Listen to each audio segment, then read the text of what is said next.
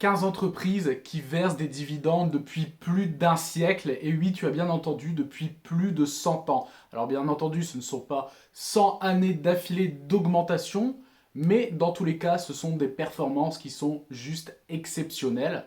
Et aujourd'hui, on va en voir 5 ensemble. Mais avant, n'oublie pas de t'abonner, ça fait toujours plaisir. Et petite intro.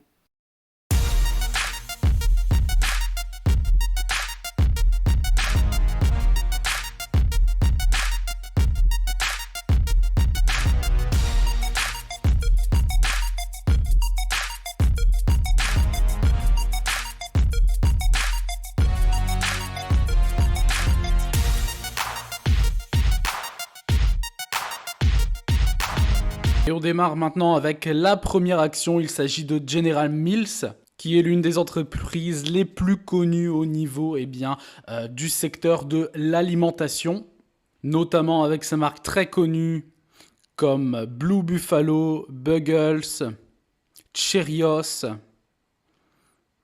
Vous avez également Golden Grams, il y a également Häagen-Dazs, et il y a énormément d'autres beaucoup plus connus aux États-Unis. Et cette société, donc General Mills, existe depuis 150 ans. Et donc directement sur le site de General Mills, General Mills est son prédécesseur, puisque avant c'était une plus grosse multinationale avec d'autres entreprises, ont versé des dividendes sans interruption. Tenez-vous bien, regardez, depuis minimum 124 années d'affilée, ce qui est juste exceptionnel. Et donc vous voyez le dividende versé sur les dernières années. Donc vous voyez 2014, 2015, 2016, 2017, 2018, c'était en augmentation. Ensuite, 2019-2020, il y a une stabilisation du versement du dividende et on est reparti à la hausse 2021-2022 et également 2023. Donc concernant le rendement, actuellement, il est de l'ordre de 3,32%. Concernant la sûreté du dividende, c'est excellent. Concernant la croissance, j'aurais mis pareil aux alentours des 15-16, puisque le cours de bourse, on le verra par la suite, on est reparti sur une dynamique haussière très très importante. Le rendement calculé sur les 5 dernières années concernant l'augmentation du dividende, ça fait une augmentation de 3% par an en moyenne sur les 5 dernières années. La capitalisation, on est sur 40 milliards de dollars. Et donc ici, le PER, le price to earning, c'est-à-dire le cours divisé par les bénéfices, cela représente un ratio de quasiment 17. Donc ici, vous voyez plus en détail depuis 2003, donc l'historique du versement du dividende. Donc on retrouve ici 2017, 2018, 2019, une stabilisation. Et depuis, on a repris une dynamique haussière, sachant que le payout ratio ici, donc le ratio de distribution de l'entreprise, n'est que de 50 à 52%, ce qui est excellent. Et donc le dividende versé au niveau annuel actuellement est de 2,40 $ par action. Donc on a vu le rendement juste avant. Le versement du dividende est trimestriel, donc 4 fois par an. Et le dernier versement du dividende a été effectué le 10 juillet. Et donc vous voyez ici, on est sur TradingView, donc pour voir le cours de bourse directement mis en weekly. Et donc vous voyez ici, on est reparti sur potentiellement une dynamique haussière en fonction de ce qui va se passer ce mois-ci sans doute avec les taux d'intérêt. Et donc vous voyez, il y avait une baisse assez importante puisque le plus haut historique avait été connu en mai 2023 et après il y avait une baisse de quasiment 34% pour redescendre au niveau des 59-60 $ et vous voyez depuis stabilisation puis extraction vers le haut. Donc à voir, mais si on casse ici, très clairement, je pense que ça pourrait continuer tranquillement. La deuxième entreprise versant des dividendes depuis plus de 100 ans, c'est DuPont de Nemours & Company. Et donc c'est une entreprise de produits chimiques et de plastique qui opère à l'échelle internationale. Et donc, comme vous pouvez le constater ici, DuPont de Nemours & Company verse des dividendes depuis 1904, ce qui est tout simplement énorme. Si vous voulez faire vos propres recherches, le Ticker de DuPont de Nemours est DD. Le prix actuel, 81,29 $ et le dividende versé est de 1,52 $ par action, ce qui représente actuellement un rendement de 1,87%. Alors concernant le ratio de distribution, le payout ratio il est de 35%, ce qui est excellent, c'est très conservateur même. Augmentation des dividendes depuis 3 années d'affilée, donc vous voyez depuis quasiment 120 ans également de versement de dividendes, ça n'a pas toujours été en croissance permanente. Encore la preuve, on va le voir juste après avec la courbe de l'historique du versement des dividendes. Et ici, concernant le secteur en général des matériaux, puisque l'entreprise est, est classée dans le secteur des matériaux, eh bien, le rendement est lui de 2,82%. Le prochain dividende sera versé au niveau trimestriel le 16 septembre pour un montant de 38 centimes de dollars par action. Et donc vous voyez ici donc la sûreté du dividende plutôt moyenne, 12, et le score de croissance, on est à 13. Concernant la croissance des dividendes calculée sur les 5 dernières années, on est à moins 8%. Pourquoi ? Eh bien regardez, si l'on descend, vous voyez l'historique. Alors l'historique du versement du dividende, il est beaucoup moins joli que General Mills juste avant. On est vraiment sur de l'instabilité. Mais vous voyez ici par exemple 2008, eh bien c'était juste après la période de la crise des subprimes, donc forcément l'entreprise a dû être impactée de façon importante et du coup elle a réduit plus de la moitié son versement de dividendes, stabilisation et après reprise à la hausse. Mais j'ai l'impression que le versement du dividende n'est pas forcément bien géré, puisque vous voyez, on passe de 1,20 $ en 2011 à 4,14 $. Alors même si l'entreprise a eu des résultats exceptionnels pendant ces 4-5 années, pour moi, c'est trop important en termes d'augmentation. Et vous voyez, depuis 2014, 2015, il a été réduit légèrement et après, vous voyez, on repart sur une baisse assez drastique. 2020, 2021, stabilisation et depuis 2022, on repart. Donc, ça fait 3 ans d'augmentation.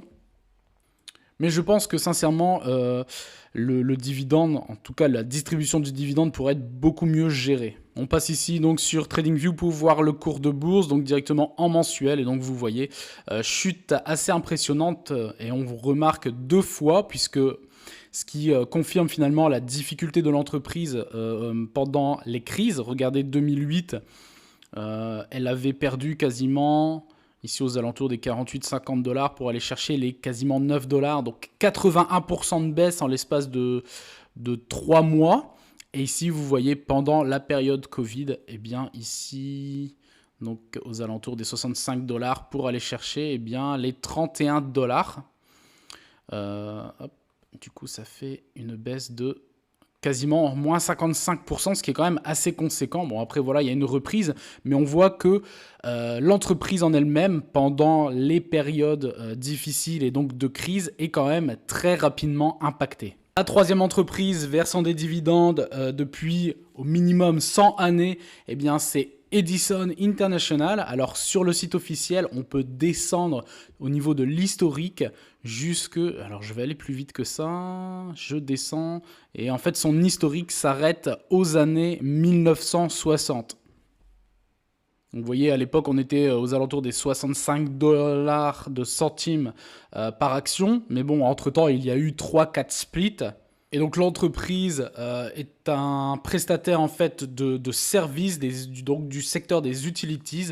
Et elle fabrique et transporte donc, de l'énergie électrique à tous ses clients aux États-Unis. Donc ici, sur dividende.com, le prix à l'heure actuelle est de 87,33 $ pour un dividende versé de 3,12 $ par action, ce qui représente un rendement de 3,57%. Concernant le ratio de distribution, il est excellent également. On est entre 50 et 55%, donc il reste beaucoup de marge. Et ce qui est intéressant finalement avec ces sociétés du secteur des collectivités, du secteur des services, surtout dans le domaine des énergies en général, en fait, comme elles distribuent, elles ont leurs clients et ce sont des contrats qui sont établis sur plusieurs années. Donc en fait, ce genre de société peut voir déjà à moyen terme ce qu'elles vont pouvoir déjà générer et il y a une sorte de stabilisation en fait concernant les prix et les revenus. Comme on peut le voir ici, donc 21 années d'augmentation du dividende et le service donc du secteur des utilités des utilities pardon, est de 3,65%. Ici, donc, Edison International, 3,57%. Concernant le versement du dividende, le dernier dividende a été versé le 31 juillet pour un montant de 78 centimes de dollars par action. Et le prochain, toujours pour le même montant, 0,78 centimes de dollars par action, sera versé aux actionnaires donc le 31 octobre. Comme on peut le voir ici, donc, concernant la sûreté du dividende, on est plutôt moyen. Le score de croissance, on est plutôt bon, 14. Concernant la croissance du dividende sur les 5 dernières années, eh bien, la moyenne est de 4% par an, ce qui est très bien finalement. Concernant la capitalisation, 34 milliards de dollars, le ratio court par rapport aux bénéfices, actuellement, elle est surévaluée pour un ratio de quasiment 35. Et le bénéfice par action est de l'ordre de 2,49 dollars par action. Et donc, vous voyez, le cours de bourse, il a littéralement explosé à la hausse. On y reviendra juste après. D'ailleurs, si vous voulez faire vos propres recherches pour Edison International, le ticker, c'est EIX. Et donc, vous voyez, ça, c'est une chose intéressante parce que ce genre d'entreprise, finalement, eh bien, quand vous les avez dans votre portefeuille, elles luttent, entre guillemets, contre l'inflation parce que, vous voyez, ici, il y a une augmentation de 4% minimum du dividende sur les 5 dernières années. Et en fait, le cours de bourse pendant la période du Covid a baissé, mais finalement très très légèrement à moyen terme. Et vous voyez, depuis, en fait, on était dans un range...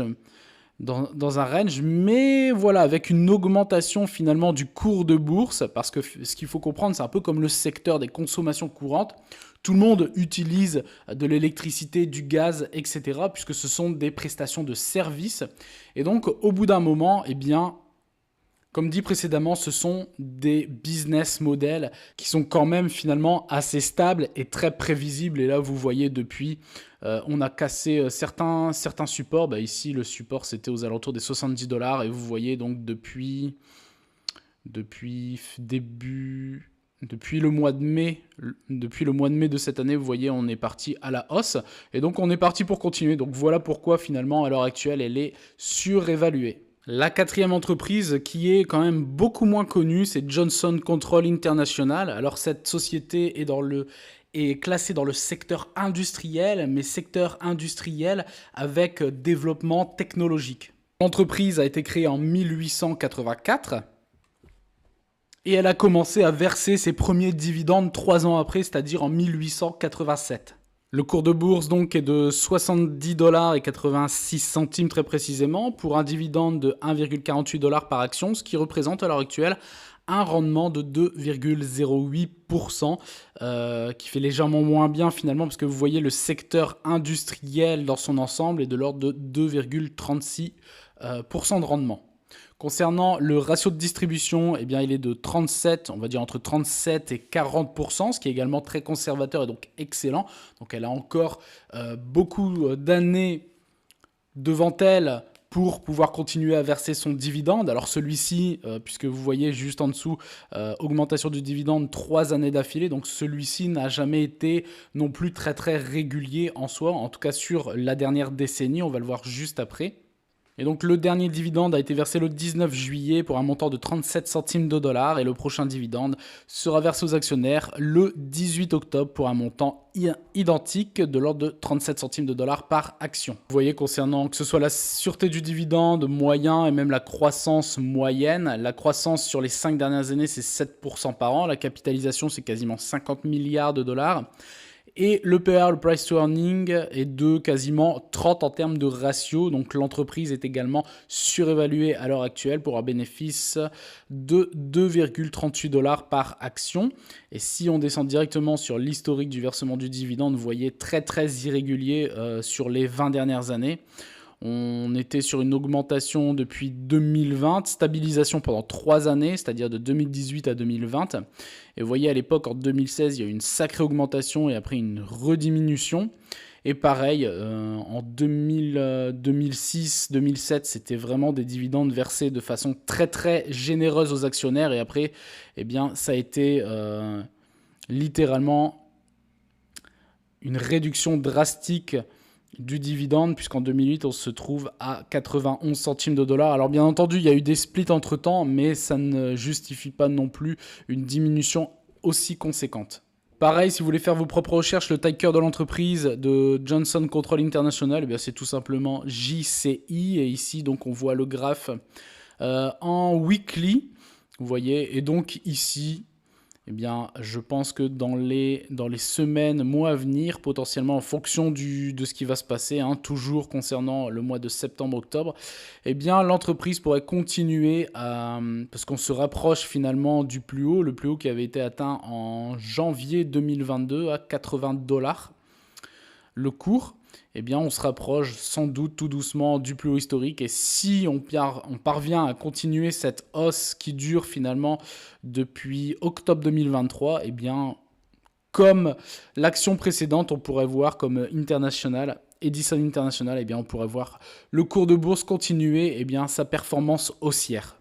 Et la dernière entreprise versant des dividendes depuis plus de 100 ans d'affilée, eh bien c'est Church & Dwight Company. D'ailleurs ici vous avez les différentes marques de l'entreprise. Alors cette entreprise est dans le domaine des produits ménagers et des produits personnels.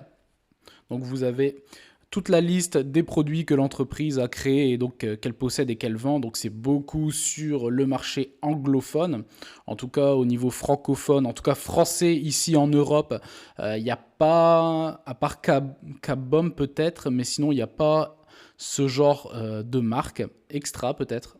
Et donc vous voyez, l'entreprise verse des dividendes depuis 1901, ce qui est quand même assez exceptionnel. Le prix du cours de l'action est de l'ordre de quasiment 106 $, 105,98 précisément, pour un dividende par action au niveau annuel de 1,14 $, ce qui fait un rendement très très faible de 1,07%. Le payout ratio, c'est-à-dire le ratio de distribution, est quand même très conservateur, 30%, ça veut dire qu'il reste 70% de cash dans les caisses de l'entreprise pour pouvoir continuer à se développer, racheter des entreprises, des startups, créer de nouveaux brevets, de nouvelles marques, continuer à investir dans la recherche et développement par exemple. Le nombre d'années d'augmentation du versement du dividende, c'est plutôt pas mal actuellement, on est à 28 années d'augmentation, ce qui est quand même pas mal effectivement. Et donc vous voyez ici, on est vraiment sur des bases excellentes en termes de solidité. Concernant le dividende, 19, le score de croissance même très bon, 14,15. La croissance des dividendes sur les 5 dernières années, 5% par an, c'est également très très bien. La capitalisation, elle n'est pas si importante que ça, entre guillemets, par rapport à d'autres mastodontes. On est quand même sur 26 milliards de dollars. Le cours de bourse est quand même assez surévalué actuellement pour... un ratio finalement de 32, donc par rapport au PER, le price to earning, et le bénéfice par action est de l'ordre de 3,24 $ actuellement. Et donc vous voyez ici donc le graphique de l'historique du versement du dividende depuis 2003, donc pareil 2003-2004 stabilisation légère, pareil 2006-2007, et on voit ça a vraiment commencé bien depuis 2007-2008 à progresser. Il y a eu une accélération finalement du versement, de la croissance du dividende comme on peut le constater ici. Ici sur TradingView, donc si vous voulez faire vos propres recherches sur Church & Dwight Company, le ticker c'est CHD. Donc là je suis également en weekly et vous voyez, alors là il est juste exceptionnel. Ce cours de bourse de cette entreprise est tout simplement exceptionnel sur le long terme en termes de performance, c'est juste extraordinaire. Quand on regarde finalement, le Covid a fait un léger couac, ici 2022-2023, moins 32, moins 33%, mais vous voyez on est reparti directement. Sur de très belles performances, et je pense que pareil que pour les autres entreprises, si on continue sur cette dynamique, on va pouvoir casser le plus haut historique connu il n'y a pas si longtemps que ça, c'était en juillet 2024 aux alentours des 109-110 $, et on pourra continuer cette jolie performance. N'hésitez pas d'ailleurs à mettre en commentaire ce que vous pensez finalement de ces 5 entreprises, si vous en avez une parmi ces 5 dans votre portefeuille. J'espère que cette première partie vous aura plu. N'hésitez pas à vous abonner et on se dit à très bientôt pour une prochaine vidéo. Ciao!